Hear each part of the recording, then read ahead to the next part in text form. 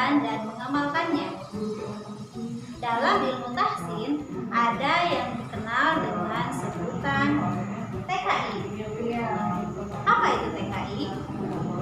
TKI adalah 3 ketukan irama.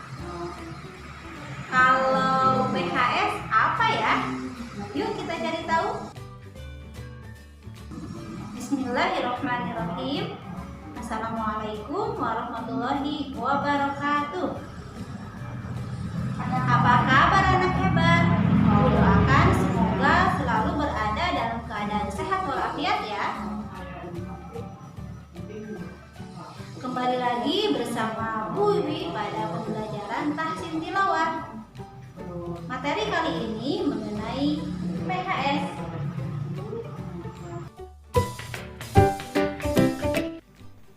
Nah, anak hebat, video ini merupakan video lanjutan dari video sebelumnya ya, yang membahas tentang perbaikan kesalahan-kesalahan umum ketika membaca Al-Quran bagian 3 ya. Dan sekarang kita akan mempelajari bagian D-nya ya, pengucapan huruf sakinah atau PHS. Poin yang pertama dalam PHS ini adalah prinsip sukun. Nah, dalam prinsip sukun ini harus memenuhi hak yang menyertai huruf saat dibaca sukun. Contohnya berupa sifat kuat atau keras atau syiddah yang menyebabkan suara huruf tersebut tertahan.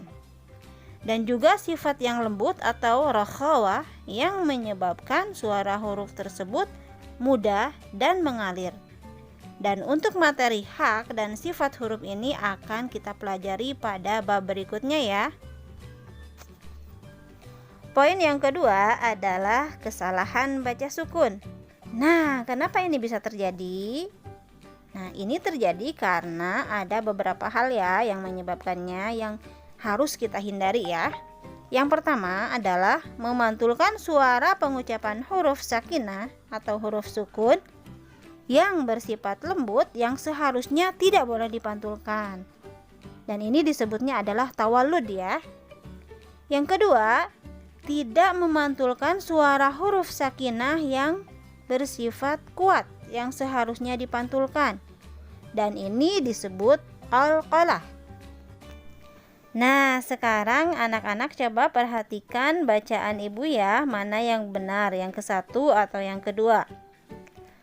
Alhamdulillahi rabbil alamin.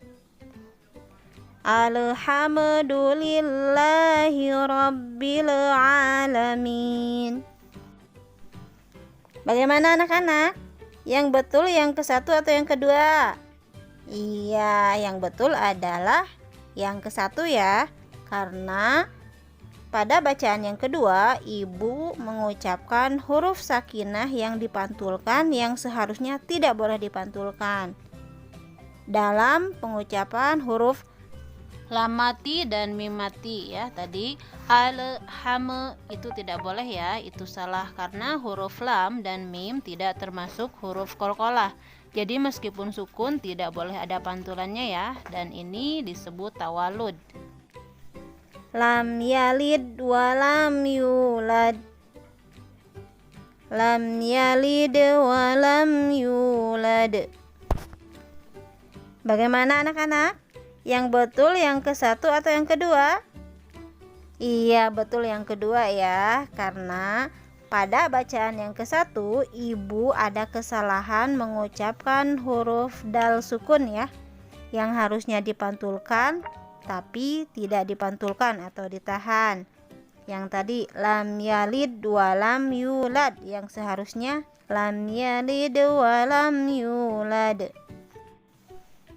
Poin yang ketiga dalam PHS ini adalah faktor tawallud. Di antaranya tidak memahami pentingnya pengucapan huruf sukun antara yang harus dipantulkan dan yang tidak boleh. Yang keduanya, melepaskan huruf dari makhrajnya dengan tergesa-gesa. Ya, makanya ketika membaca Al-Qur'an itu tidak boleh tergesa-gesa ya. Yang ketiga, mengucapkan huruf dari makhrajnya terlalu berat dan tertahan.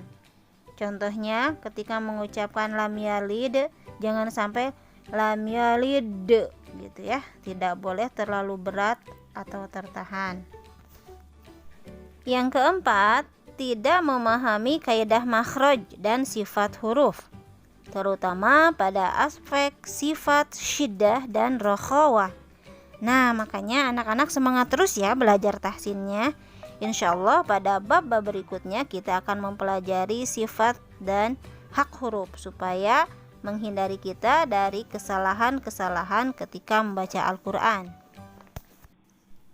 Yang kelima adalah sudah menjadi kebiasaan dan pengaruh dialek bahasa yang sangat kental dan agak sulit untuk diperbaiki kecuali dengan sungguh-sungguh. Karena ada beberapa daerah yang mengucapkan a'udzu itu dibacanya seperti ini, ngangudu. Nah, itu memang karena dialek daerahnya seperti itu. Memang agak sedikit sulit sih untuk diperbaiki, tapi kalau misalnya sungguh-sungguh ingin memperbaiki, insya Allah pasti bisa ya. Karena sudah janji Allah dalam Al-Quran, walaqad yassarnal Qur'ana lidzikri fahal mim muddakir. Jadi Allah itu sudah memudahkan Al-Quran ya untuk dipelajari. Selanjutnya 5 huruf qalqalah. Ada yang masih ingat hurufnya? Iya, bagus ya. Kita sebut dengan baju di toko ya. Jadi hurufnya ba, jim, dal, to, dan qaf ya. Nah, cara membacanya adalah 1. Memantulkannya ketika dalam keadaan sukun atau mati ya, atau ketika disukunkan atau dimatikan karena wakof biasanya. Yang kedua, mengucapkan vokal pantulan dengan ukuran setengah dari bunyi vokal fathah ya. Yang ketiga, mengeluarkan bunyi pantulan hampir sama kuatnya dengan ketika berharokat. Yang keempat, melepaskan suara pantulan dengan mengalirkan. Jadi tidak ditahan ya. Yang kelima, apabila melepaskan huruf qalqalah yang bertasydid, maka dipenuhi bacaan tasydidnya dengan cara menekan huruf tersebut, kemudian lepaskan bunyi vokalnya dengan ukuran setengah harokat vokal fathah. Nah, sekarang Ibu akan memberikan contoh bacaan huruf qalqalah ya. Pertama, dalam huruf ba. Absarihim wa ma kasab wa tab. Kemudian pada huruf jim, hal tujzauna zaujim bahij fil hajj. Kemudian pada huruf dal, wa ma yudrika hadisul junud may yurad. Kemudian pada huruf ta, min nutfah wal asbat muhit. Terakhir dalam huruf qaf, laqad khalaqna idza tasaqa al haqq.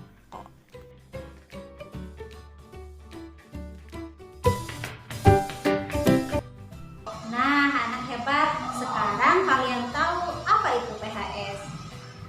Semoga kita semua bisa mempraktikannya ketika membaca Al-Quran ya.